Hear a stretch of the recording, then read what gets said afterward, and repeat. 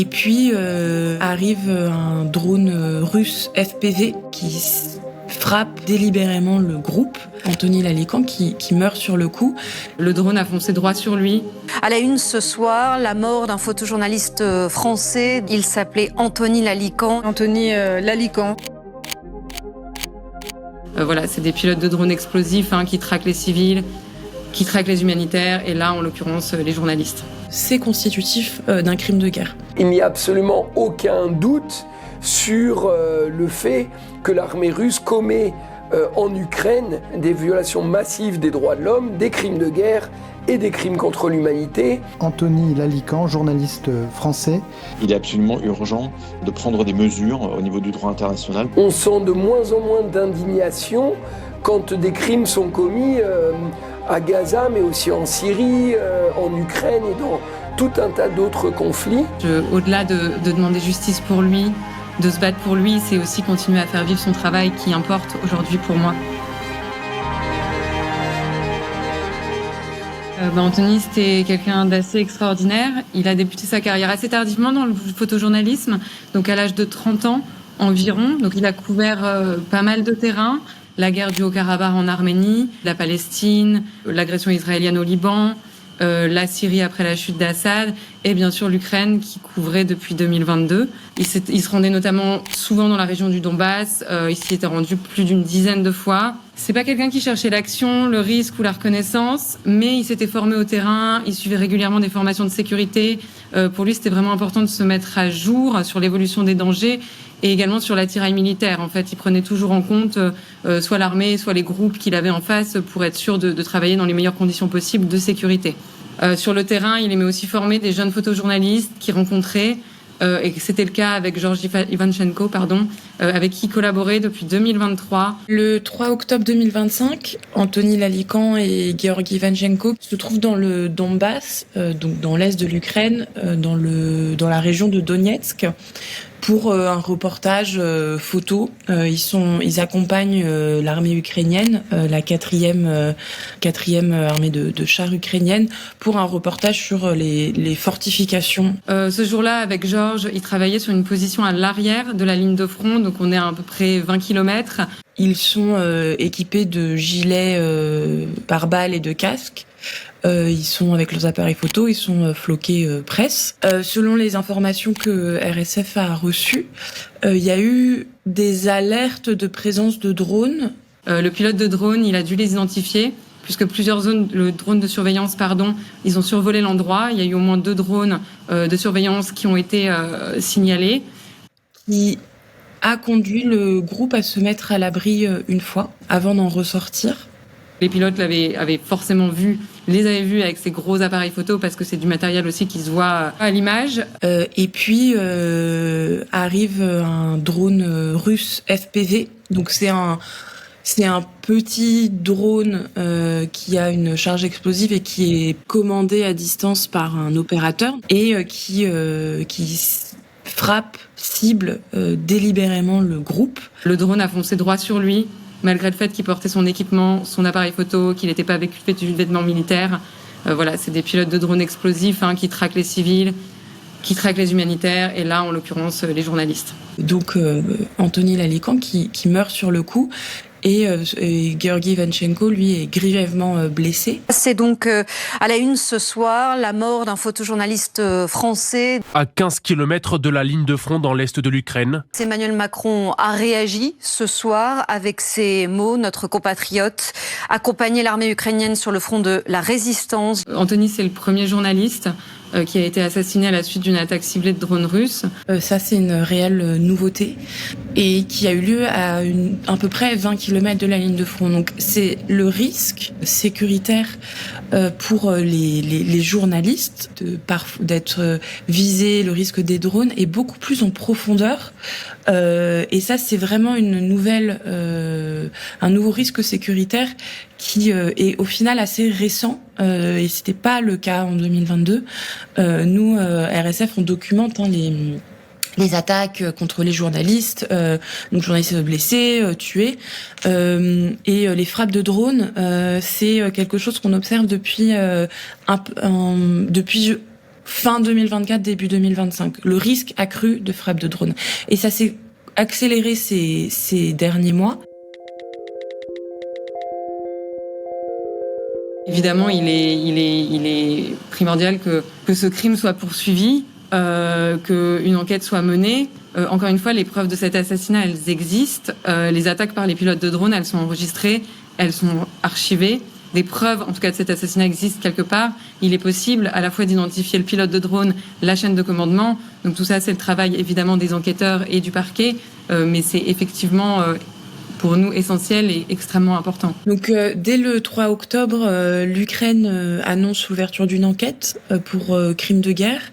Qui est gérée par le parquet régional de la région de Donetsk, donc où a eu lieu cette attaque. Et le 5 octobre, donc 2 jours plus tard, le parquet national antiterroriste français annonce aussi l'ouverture d'une enquête pour crime de guerre. Crime de guerre, pourquoi ? Parce que Anthony Lalican et Georgi Ivanchenko sont des civils, donc protégés par le droit international humanitaire, et ils sont journalistes. Quand il y a un acte qui pourrait constituer un crime de guerre, il appartient d'abord à l'armée qui est soupçonnée, en théorie, de faire respecter le droit international. Et donc il appartiendrait à l'armée russe d'enquêter sur ses propres soldats qui sont soupçonnés de crimes de guerre. Ça n'est pas le cas.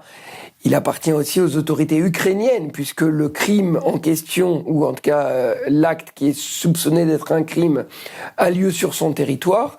Et donc il appartient aux autorités ukrainiennes d'enquêter sur l'ensemble des circonstances de fait qui laissent suggérer que l'acte en question constitue un crime de guerre.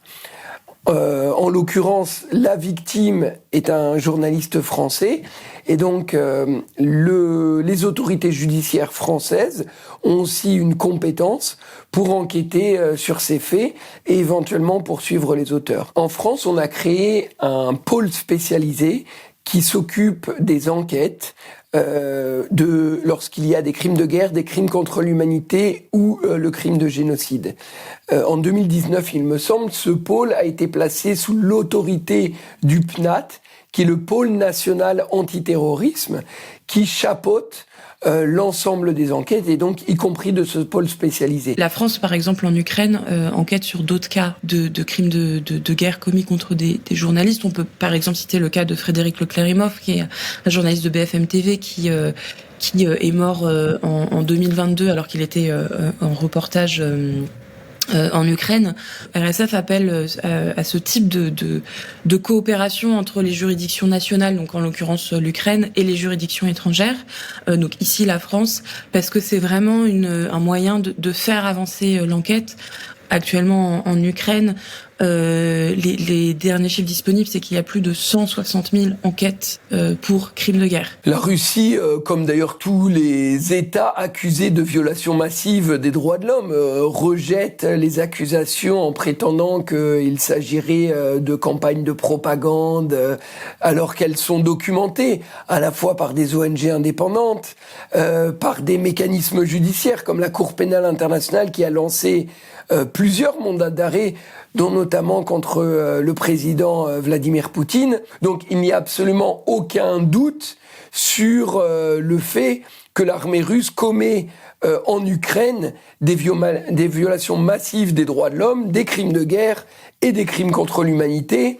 On peut parler de meurtre, de torture, de viol. Assez rapidement, des sites internet et des chaînes Telegram pro-Kremlin, de blogueurs,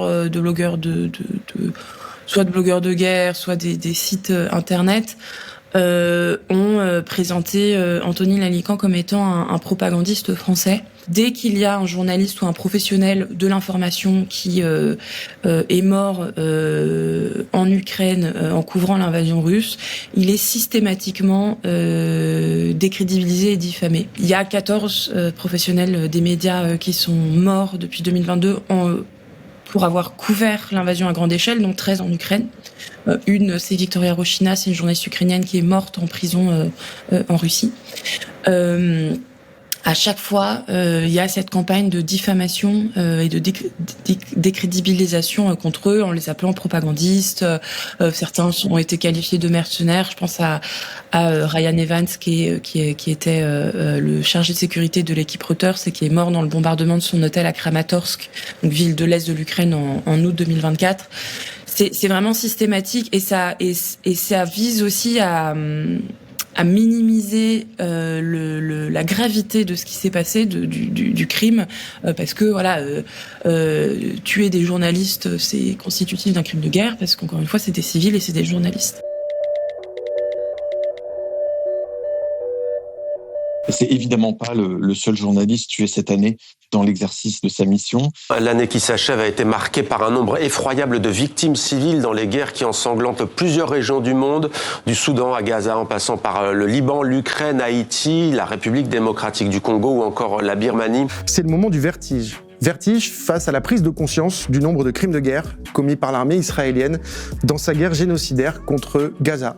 Elle est considérée comme la guerre la plus meurtrière pour les journalistes dans l'histoire récente. Pour le Conseil des droits de l'homme des Nations Unies, il est urgent d'enquêter sur les atrocités commises au Soudan.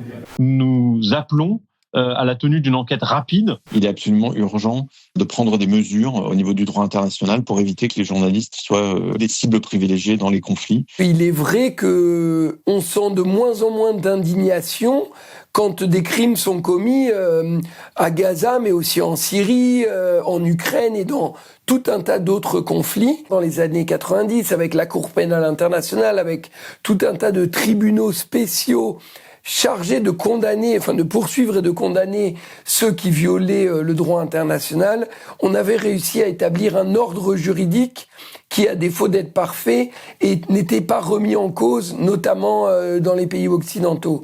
Or, il est vrai que, d'abord avec la Syrie, puis avec le conflit en Ukraine, depuis 2022 notamment, et de manière exponentielle d'une certaine manière à Gaza, eh bien on assiste aujourd'hui à un effondrement total de ce droit qui a été construit au lendemain de la Seconde Guerre mondiale et renforcé à la fin de la guerre froide. À Gaza, le nombre de journalistes tués et ciblés par l'armée israélienne est sans précédent dans l'histoire de l'humanité et du journalisme. Et la forme de complaisance aussi, d'une certaine manière, de la communauté internationale, y compris des médias occidentaux, alors que leurs confrères sont tués, eh bien, crée un dangereux précédent dans lequel les journalistes, mais d'autres personnes protégées, des médecins, des représentants des organisations humanitaires, sont ciblés et tués en violation du droit international. Anthony Lalican, journaliste français. J'ai reçu ce jour sa compagne à qui j'ai exprimé tout notre soutien et à qui j'ai redit la condamnation par la France des frappes en général et plus particulièrement de celles qui, dans le courant de la guerre, ont ciblé particulièrement des journalistes dans l'exercice de leur mission. En fait, on a été choqués, moi et la famille d'Anthony, de la réaction très tardive du gouvernement. Pour nous, l'accompagnement n'a pas vraiment été à la hauteur. On a eu plutôt une absence de réponse de la part de la cellule de crise qui a été contactée dès les premières heures après qu'on ait appris, évidemment, pour le décès d'Anthony. Est-ce qu'aujourd'hui, il y a des engagements concernant l'État français, que ce soit auprès de la représentation russe ou également, bien sûr, l'enquête lancée par le parquet antiterroriste pour crimes de guerre? Et nous voulons aussi mettre en avant cette tactique par la Russie de viser la presse parce que c'est la presse et qui semble être une procédure de plus en plus mise en avant sur le front ukrainien. Sur ensuite les mesures, nous engageons notamment un dialogue avec RSF sur ces sujets. Et pour l'instant, nous vous tiendrons informés de ces éléments. La France a demandé des explications à l'ambassade de Russie en France, et spécifiquement concernant l'attaque contre Anthony Lalican. Elle l'a également évoqué dans des enceintes multilatérales, notamment au Conseil de sécurité des Nations Unies le 20 novembre dernier. La partie russe n'a pas fourni de réponse satisfaisante.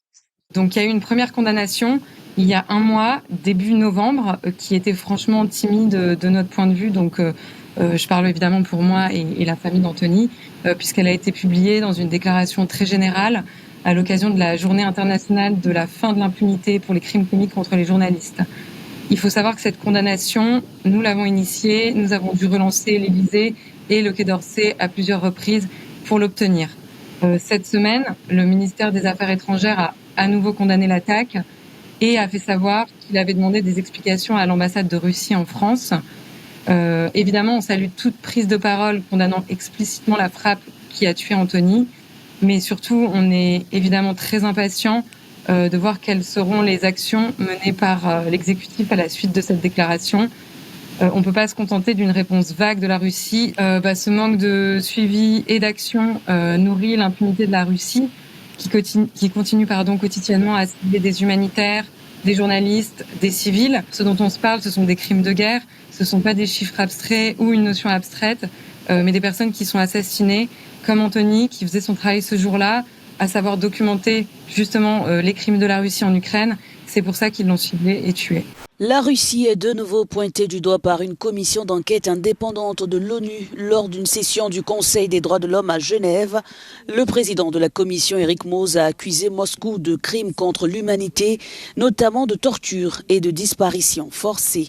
Anthony était quelqu'un d'exceptionnel, d'extraordinaire. Je pense que c'est le moins que je puisse faire pour lui, à la fois pour essayer d'obtenir une forme de justice, si tant est que ce soit possible. Mais ça passe par ça, mais ça passe aussi par essayer de montrer au maximum son travail, parce qu'encore une fois, il y mettait énormément de cœur. C'est quelqu'un qui laissait personne indifférent.